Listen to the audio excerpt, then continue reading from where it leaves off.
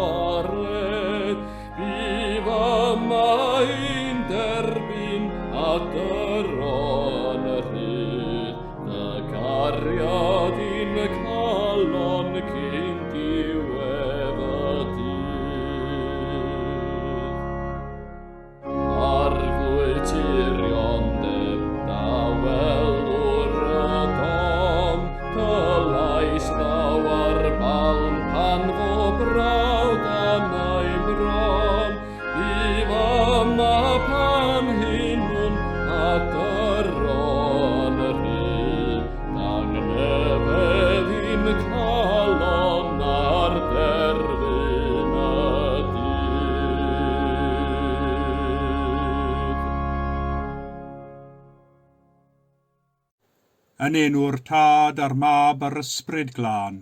Amen. Gras a thangnefedd a fo gyda chwi. Dad nefol, y mae pob calon yn agored i ti, ni allwn guddio un dim oddi wrthyt, glanhau ni a fflam d'Ysbryd Glân, mwyn i ni dygaru a thaddoli'n ffyddlon, trwy Iesu Grist ein harglwydd. Amen.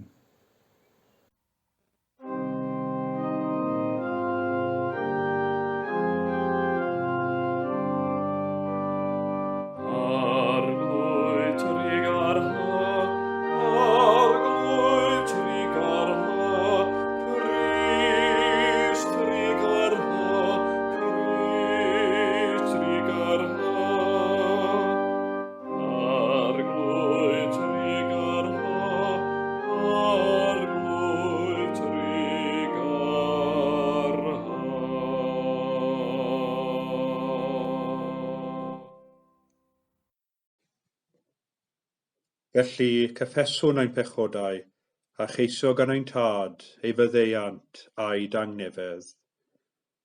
Dad nefol, yr ydym wedi pechu ar feddwl gair a gweithred, a heb wneud yr hyn a ddylem. Mae'n wir ddrwg gennym, ac yr ydym o ddifrif yn edifarhau. Mwyn dy fab Iesu Grist a fu farw drosom, meddaiain i'r cwbwlaeth heibio, ac arwain ni yn ei ffordd ef, i gerdded fel plant y goleuni. Amen. Yr holl alluog Dduw sy'n maddau i bawb sy'n wir a difeiriol, a drigyrhau wrthych a chryddhau o bechod, a'ch cadarnhau mewn daioni, a'ch cadw yn y bywyd rhagwyddol, trwy Iesu Grist ein harglwydd. Amen.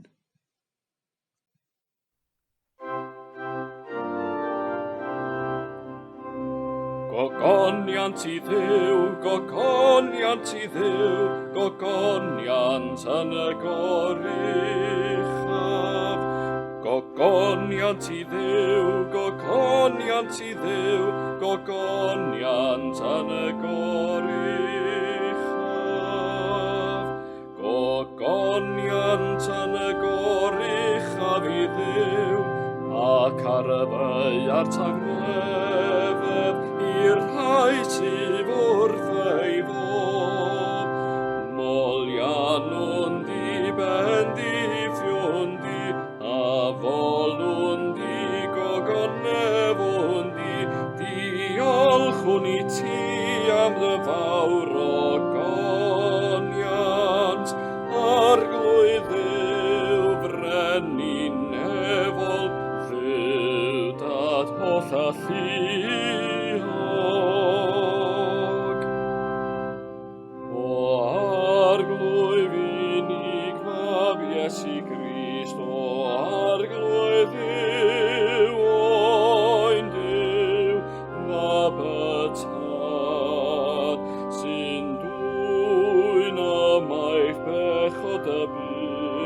trig ar hawr ddim, trig ar hawr ddim, tydi sy'n eistedd ar fy heilaw diwdod, derbyn ein gweddi, derbyn ein gweddi. Oherwydd ti yn unig sy'n sanctaif, ti yn unig yw'r arglwydd, ti yn unig o Grist gyda'r ysbryd glân, sydd orych am yng ngogoniant diwdod. Gogoniant i Dduw, gogoniant i Dduw, gogoniant yn y goruchaf.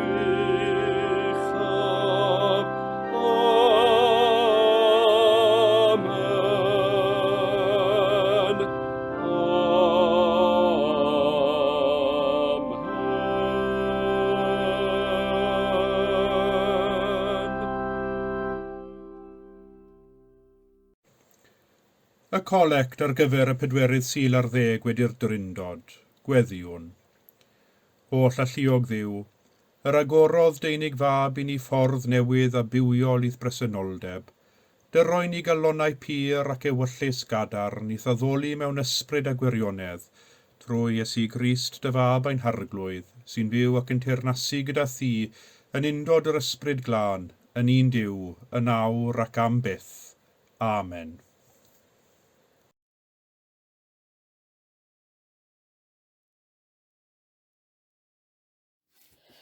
Cadarnhewch y dwylo llesg, cryfhewch y gliniau gwan. Dywedwch wrth y pryderus, ymgryfhewch nac ofnwch. Weled aw eich Duw chwi a dial, a thal ofnadwy fe ddaw eich gwaredu. Yna fe agori'r llygaid y deillion a chlystiau'r byddariaid.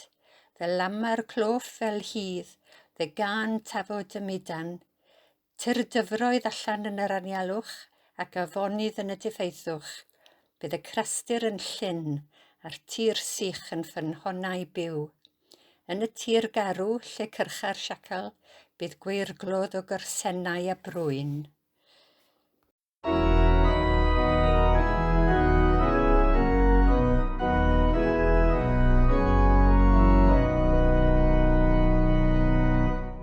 Molwch yr arglwydd yw yn ein olaf i, yr arglwydd adra bydda byw ei fal ac anaf i, nac am ymddiriedwch ddim yn hywysogion y byd, can starfod am antwy yn chwymau hol gynlluniau gyd. Gwyndid y sawl y daeth Duw Jacob at sefyll, syau o baif yn yr un a naeth y tir ar môr ar neb, y Duw sy'n cyfiawnhau, y tlawd yn yr hoddi boed i'r haen ewynog yn ryddhau yr carchar o'r llwyd. Golwg ar rif i'r dall, union ar rhai sy'n gam, fe geidwr dieithyr yn ddibach arweddwr rhag bob cam. Mae'n caru'r dau gyd, ond drychiar drwg o'i tref, disaion a deyrnasa hi byth bythoedd molwch ef.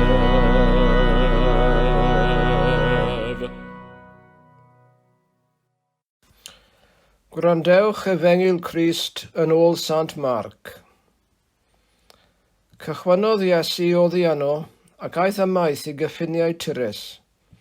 Aeth i di, ac ni fyna i neb wybod, ond ni lwyddodd i ymgyddio. Ar unwaith, clywodd gwraig amdano, gwraig yr oedd gan ei merch fach ysbryd aflan, a daeth a syrthiodd wrth ei draed ef. Groeges oedd y wraig, syrofeniciaid o genedl, ac yr oedd yn gofyn iddo fwrw'r cythral allan o'i merch. Meddai antai wrthi, gad i'r plant cael digon yn gyntaf. Nid yw'n deg cymryd bar yr plant a'i daflu'r cwn. Atebodd hithau ef, Syr, y mae hyd yn oed y cwn o dan y bwrdd yn bwyta o friwsion y plant. Am i ti ddweud hyn yna, ebe yntai, dos adref, y mae'r cythral wedi mynd allan o'th ferch. Aeth hithau adref, a chafodd y plentyn yn gorwedd ar y gwely, a'r cythral wedi mynd ymaith. Dychwelodd drachefn o gyffiniau Tyrys, a daeth drwy Sidon at fôr Galileau, trwy ganol bro'r Decapolis. Dygasant ato ddyn byddar, ac atal dwaid arno, a cheisio ganddo roi ei law arno. Cymerodd anta ef o'r neilltu, oddi wrth y dyrfa ar ei bennau hun. Rhoes ei fysedd yn ei glistiau, poerodd a chyffyrddodd ei dafod, a chan edrych i fyny i'r nef, och neidiodd a dwaid wrtho, Ephatha, hynny yw, agorerdi. Agorwyd ei glistiau ar unwaith, a datodwyd rhwym ei dafod, a dechreuodd lefaru'n eglur. A gorchmynodd iddynt beidio a dwaid wrth neb, ond po fwyaf yr oedd yn ei gorchymyn iddynt, mwyaf yn y byd yr oedd yn hwy cyhoeddi'r peth. Yr oeddent yn synnu'r fawr dros ben, gan ddwaid, da gwnaeth ef bob peth, y mae'n gwneud hyd yn oed i feddariaid glywed ac i fidio'n lefaru. Dyma efengil yr arglwydd. A gorchmynodd Iesu iddynt beidio a dweud dim wrth neb, ond po fwyaf yr oedd ef yn gorchymyn iddynt, mwyaf yn y byd yr oeddent hwy'n cyhoeddi'r peth. Yr unfed adnod ar 15 ar 20 o'r 7fed bennod o'r efengil yn ôl Sant Marc. Nid yw'n hawdd cadw cyfrinache, yn enwedig os ydy'r gyfrinach honno'n ymwneud â newyddion da, newyddion yr ydym yn ysu i'w rhannu ag eraill. Mae'r ysfa yn mynd yn ormod ar y degau ac ni allwn ond rhannu'r gyfrinach. Dwi'n siŵr ein bod ni gyd wedi cael ein gwahodd i barti penblwydd a'r gwahoddiad yn ein siarsio i beidio a dweud gair wrth yr un sy'n dathlu ei benblwydd. Mae cadw'r fath gyfrinach yn gallu bod yn dipyn o straen. Dwi'n cofio fy nheulu yn trefnu parti sypreis i fy mam-gu ar ei phenblwydd arbennig. Roedd pawb yn rhyfeddol gan gynnwys fi wedi llwyddo i gadw'r parti'n gyfrinachol. Pan gerddodd mam-gu mewn i'r ystafell a gweld y teulu cyfan wedi ymgynnull, fe gafodd hi andros o sypreis, ac o dan deimlad, edrychodd draw ato ni rwyrion a dwedodd, dwi'n synnu fawr nad oedd un ohonoch chi wedi gadael y gath allan o'r cwd. A dechreuodd pawb chwerthin. Roedd yn ddechreuad byth gofiadwy i barti penblwydd arbennig. Wedi dweud hynny, byddai rhai yn dweud yn gadarn ei barn bod cadw cyfrinache yn beth drwg. Os yn bosib, mae'n well bod y gwirionedd yn dod i'r fei, nag iddo gael ei gladdu o dan garreg o ddistawrwydd llethol neu bentwr o gelwyddau. Dwedodd Iesu ei hun, bydd y gwirionedd yn ei chryddhau. Ond fe wyddo am bod bywyd yn gallu bod yn gymleth, ac ar y degau mae doethineb yn dweud wrthym bod angen dirnadaeth arnom wrth ddewis yr adeg i rhannu cyfrinach, neu os mae taw piau hi. Mae'n rhaid bod yn wyliadwrus, nad yw cyfrinach yn troi'n faen melyn mawr o amgylch y gwddf, neu yn ein cadw'n gaeth i'r gorffennol. Nawr, mae hon yn thema weddol drom ar gyfer bore Dydd Sul, ond mae'n deillio o'r darlleniad o'r efengil yn ôl Sant Marc, lle cawn Iesu yn gofyn i dystion y gwirthiau i beidio a dweud wrth neb. Nid dyma'r unig dro Iesu ofyn i bobl gadw cyfrinach.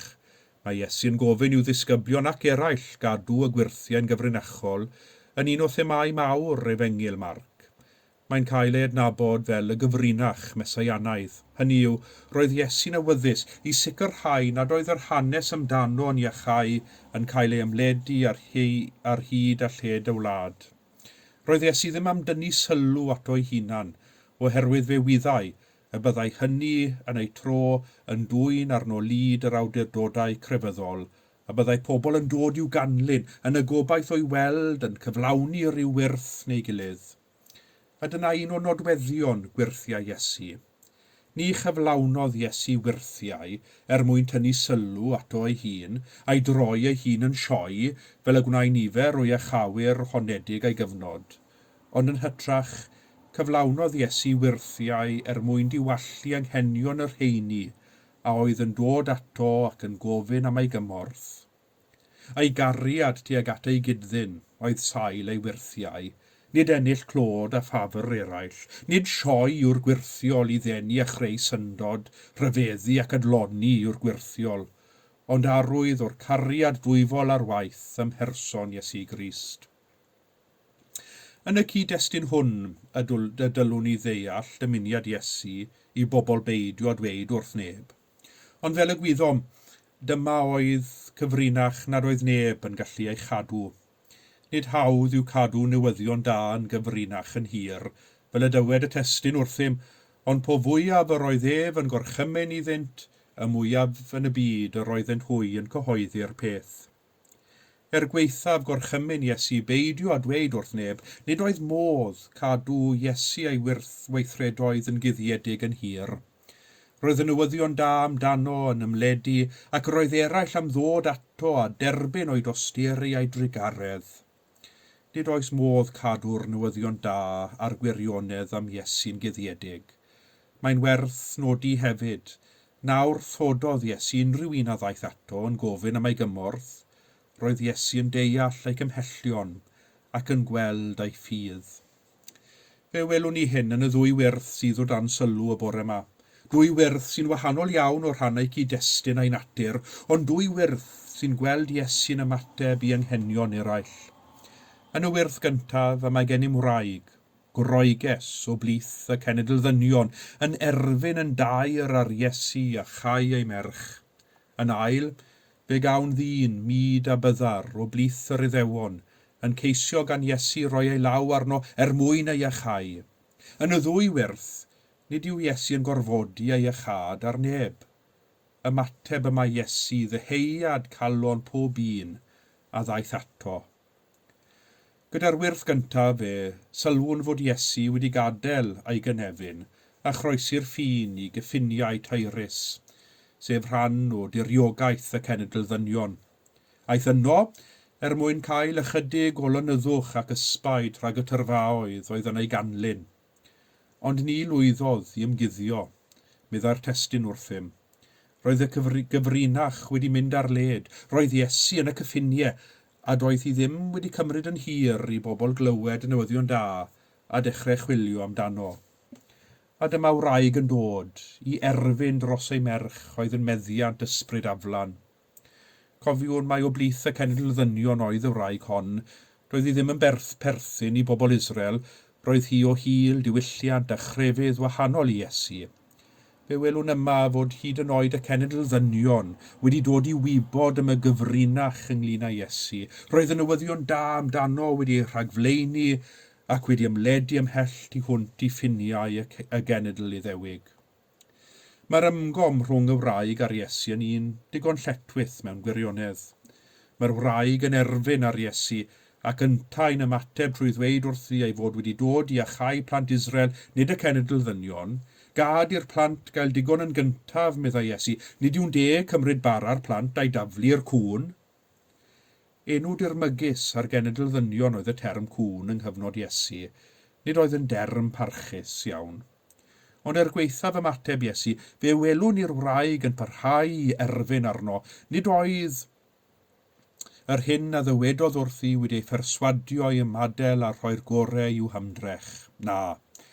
Roedd ei chais yn rhy bwysig iddi, roedd iechyd ei merch yn rhy bwysig iddi i adael heb ymdrech. Felly parhaodd i erfyn arno. Syr, y mae hyd yn oed y cŵn o dan y bwrdd yn bwyta brwysion y plant. Gyda hynny, fe welodd Iesu ei ffydd gref, a'i hypel cwbl resymol ar rhan ei merch. Nid oedd hil, diwylliant na chrefydd y wraig hon yn bwysig i Iesu bellach, yn hytrach fe welodd Iesu wraig, yn ymofyn y gorau dros ei merch. Dos adref, meddai wrthi, a mae'r cythrael wedi mynd allan wrth ferch. Yma eto fe welwn ni ffydd y wraig, wrth iddi droi tu a thre, yn y gobeith bod Iesu yn driw i wair. Pan cyrhaeddodd adref, roedd ei merch wedi ei achau. Dyma wyrth y ddigwyddodd y tu hwnt i olwg eraill. Ni welodd neb Iesu'n gyflawni'r wyrth hon, nid i dynnu sylw at o'i hun yr iachawdd Iesu y ferch, ond i ymateb i erfyniad llawn cariad a ffydd y fam.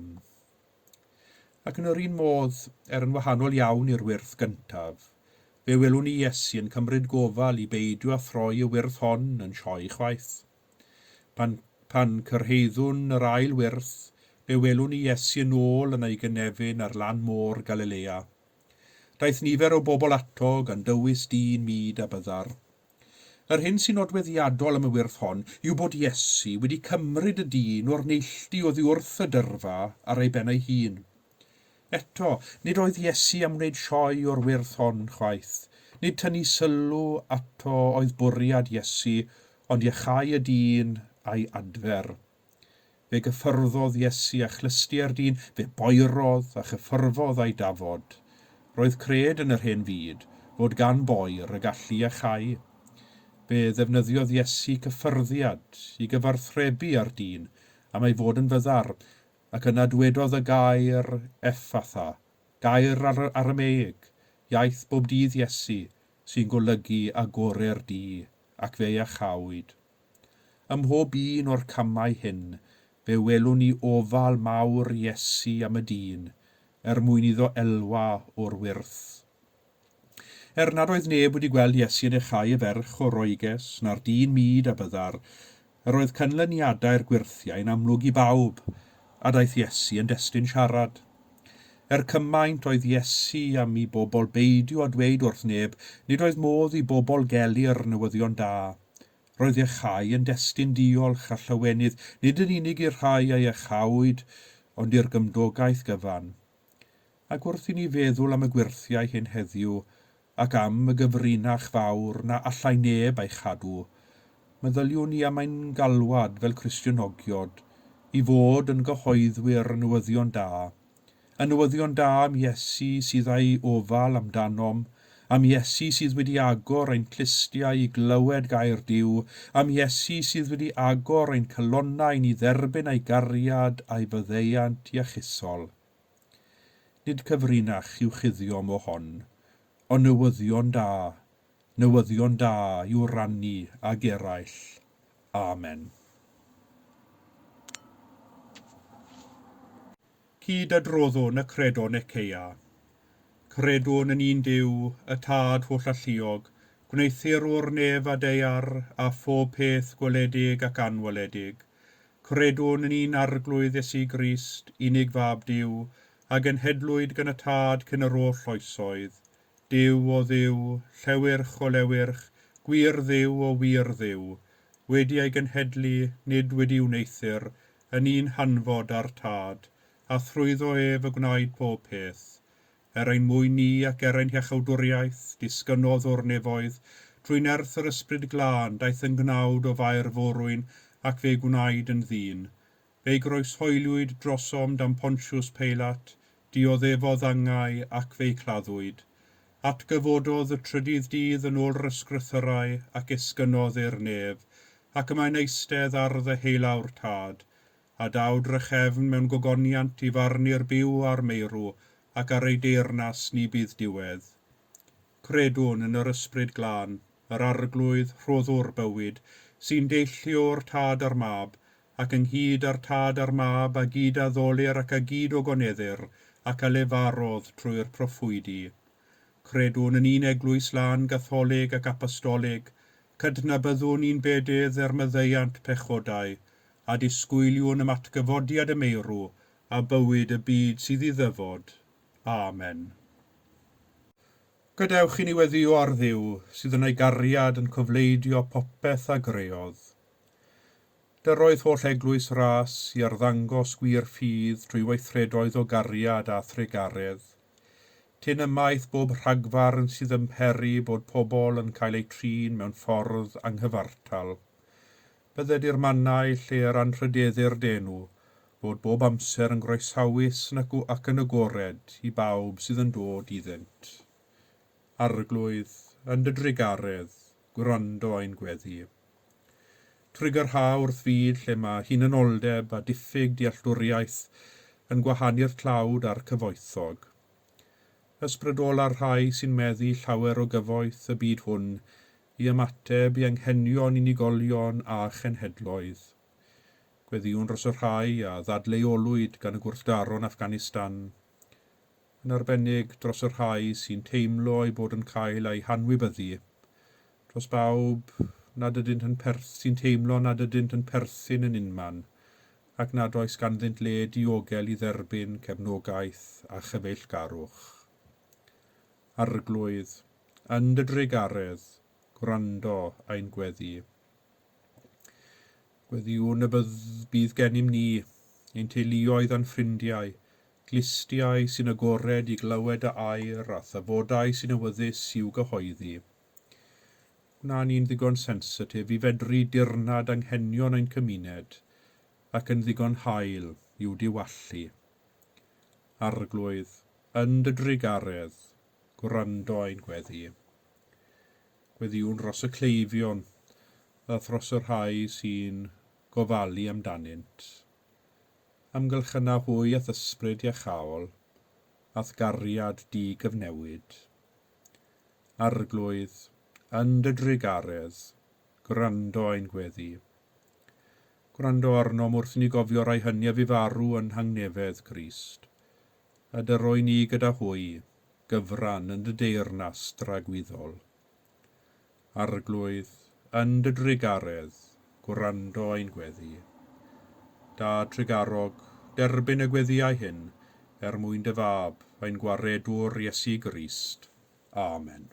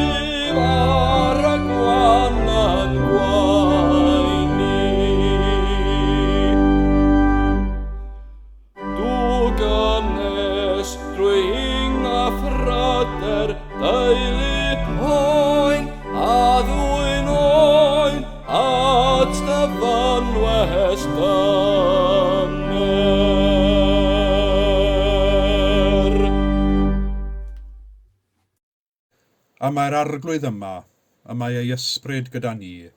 Dyrchefwch eich calonnau, yr ydym yn ei dyrchafu at yr arglwydd. Diolchwn i'r arglwydd ein Duw. Iawn i'w rhoi ein diolch a'n clod. Iawn yn wir ein dyletswydd yn llawenydd, bob amser ac ym mhob lle, i'w diolch i ti, Dad Sanctaidd, holl alluog a byth fywiol Dduw, trwy Iesu Grist ein harglwydd, sydd trwy ei angau ei hun wedi dinistrio angau, a thrwy ei atgyfodiad i fywyd, wedi adfer i ni fywyd rhagwyddol. Felly, gyda llir angylion a holl gwmpain i'r nef, cyhoeddwn o goniant denw, ac ymuno â hwy yn ei hemyn di derfyn o fawl.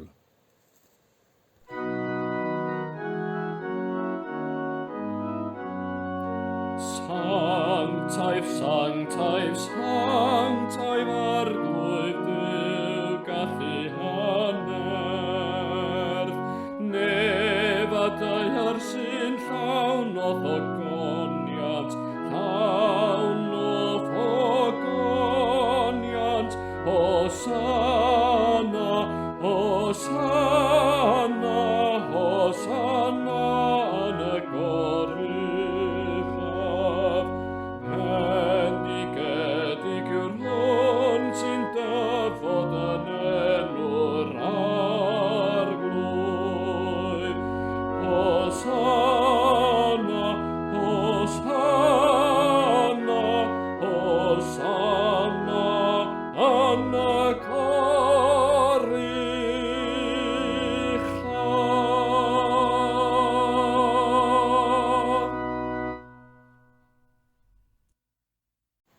Cofiwn am ein harglwydd Iesu Grist, yn sefydlu'r swper olaf, ar y noson honno y bradychwyd ef, ar y noson cyn a'i groes hoeliad. Dyma dywed Sant Paul wrthym. Oherwydd fe dderbyniais i oddi wrth yr arglwydd, yr hyn hefyd a droddodais i chwi, i'r arglwydd Iesu, y nos y bradychwyd ef, gymryd bara, ac wedi ddoddiolch fe'i torodd a dweud, hwn yw fy nghorff, sydd er eich mwyn chwi, gwnewch hyn cof amdanaf. Yr un modd hefyd fe gymerodd y cwpan, ar ôl swper gan ddweud, y cwpan hwn yw'r cyfamod newydd yn fy ngwaed i. Gwnewch hyn bob tro ar ryfwch ef, cof amdanaf. Oherwydd bob tro y byddwch yn bwyta'r bara hwn ac yn yfed y cwpan hwn, yr ydych yn cyhoeddi marwolaeth yr arglwydd hyd nes y daw. Fel y dysgodd ein hiechawdwr ni, gweddiwn yn hyderus. Ein tad, yr hwnnwyt yn y nefoedd, sancteiddiau'r denw, deled y deyrnas, gwneler dewyllus, megis yn y nef, felly ar y ddeiar hefyd. Dyroi ni heddiw ein bara beunyddiol, a maddau ni ein dyledion, fel y myddeiwn unna ein dyledwyr, ac nac arwai ni brofedigaeth, eithir gwared ni rhag drwg, gan is eiddot ti o'r deyrnas, a'r gallu a'r gogoniant, yn oes oesoedd. Amen. A chymerwn ened i fyfyrio ar y cymyn bendigaid, ac ar o'r chymyn Iesu, gwnewch hyn cof amdanaf.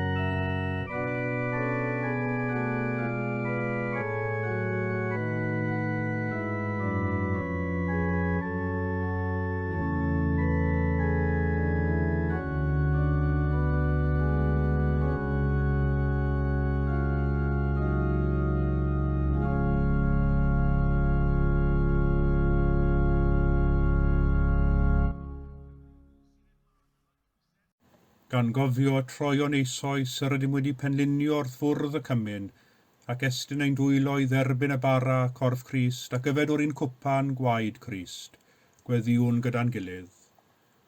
O wynfededig arglwydd mewn undod ath holl bobl ffyddlon ledled y byd, ger bron pob allor yn Eglwys lle dethlir yr Iwcharist, dymunwn offrymu ti fawl a diolch. Cyflwyna fi ti fy enaid am corff, gan dair ewellusio bod yn un a thyn wastadol, am na alla fy nawr dy dderbyn yn y sacrament, tyrd yn ysbrydol i'm calon, gwnaf fy hun yn un a thi, cofleidi af di a chalon, meddwl ac enaid, na foed fyth i ddim dy wahanu di o ddiwrthyf, fel y galla fyw a marw yn dy gariad. Amen.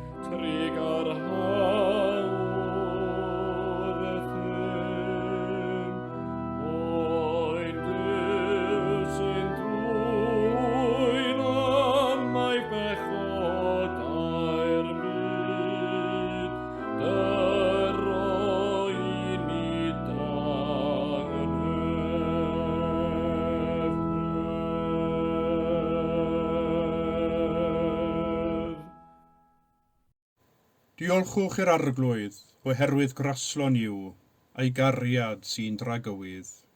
Cydweddiwn, arglwydd yw, fy nhonnell, gwirionedd a chariad, cadw ni'n ffyddlon i ddisgeidiaeth a chymdeithas yr apostolion, wedi ein huno mewn gweddi a thorri bara, ac yn un mewn llawenydd a symlrwydd calon, yn Iesu Grist ein harglwydd. Amen.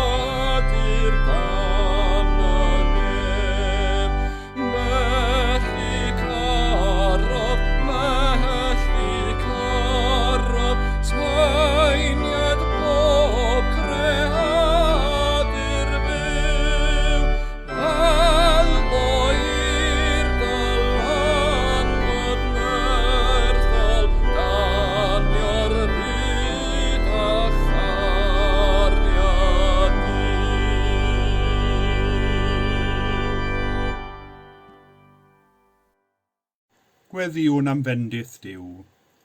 Bydded i'r arglwydd Iesu eich bendithio a'ch cadw, bydded i'r arglwydd lewyrchu ei wyneb arnoch a bod yn drigarog wrthych, bydded i'r arglwydd edrych arnoch yn gariadus, a rhoi chwi dangnefedd, a bendith Duw holl alluog, y Tad y Mab a'r Ysbryd Glân, a fo'n eich plith ac a drigo gyda chwi yn wastad.